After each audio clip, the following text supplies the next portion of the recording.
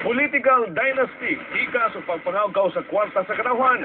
Kini ang mga nanglutaw nga isyu sa nagkainit nga politika sa Camiguin. Niya ay karong hugna sa itong kampanya serye sa Camiguin. Sa Patrol Road Bolivar.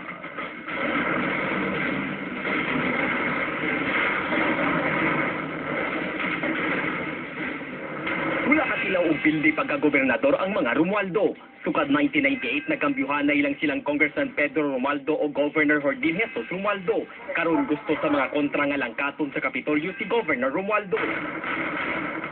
Busta gidabudabuhan sa mga kaso diya sa ombudsman si Governor Romualdo. Niadtong Pebrero, plunder. Malversation ug anti-graft ang gipasakang kaso batok ni Romualdo og mga opisyal sa Kapitolyo tungod sa giingong pagwalda sa pondo sa gobyerno. Ug ang nanguna sa pagpasaka sa kaso ang kaatbang ni Romualdo nga si Rita Gallardo ug attorney Homobono Adaza nga midagan kontra ni Congressman Pedro Romualdo. Edukasyon. Sektor sa paglawa. Ang sektor sa agrikultura ug sa pagpanginabuhi sa katawhan. Depicted people coming in the areas with the right dynasty. Asa ang ebidensya na? Gawa sa pasangil nga nagpakadato sila samtang nagilait sa kalisod ang katawhan, giakusahan sab si Romualdo nagapanikas sa eleksyon apil na ang pagpanghuraw sa katawhan, labi na sa panahon sa eleksyon. Butang nga hugot pagilimod sa gobernador. At that time, grabe ang vote buying. Dinihitang lamak. As in, musulod sa eskwelahan. We wear guns.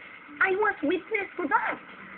Ang kadlok sa ako, ganun mga drug pusher, drug user, dakpan ako, kunya, ganun mga kawatan, musudre, dakpan ako. Ayan, muna madlog sa ako, mga tao. Sa ubang lugar, giakusahan ang mga Romualdo nga naghimo og dynasty. Gawas kang Governor Romualdo nagapasublay sa bang iyang amahan nga si Congressman Pedro. Iyang asawa nga si Mambahaw Mayor Maria Luisa ug ang iyang igsoon mao ang ABC President. Sumala ni Romualdo misalig kanila ang katawhan. Busa wala matarog ang ilang pamilya. Diyang gipuli-pulihan ug asbang sa pamilyang Gallardo. Si Rita Gallardo, anak sa gobernador sa Camiguin niadtong 1986 kay si Nieto Gallardo. Unang higayon ni Rita Gallardo nga mosulod sa politika apan nagtuo siya nga kumatuboy siya sa Kapitolyo makahatod siya og kabaguhan sa Camiguin. Samtang gipasigarbo ni Governor J.J. Romualdo ang taas nga panahon niya sa politika, ang mga nabuhat sa probinsya og kasamtangang gahom sa katungdanan nga gihuptan sa iyang pamilya. Pero ka na tuig akong kontra, lain nga Gallardo. Dynasty po, hindi lang ilang dynasty. Sila yung nag-dynastiya sa una. Wala yung itabo silang dinastiya. Pero pag-abot sa Romualdo dynasty, muna yung itsura sa Camiguin nga. Kamo mismo na kita. Ay, nako. You know, when Dad was official,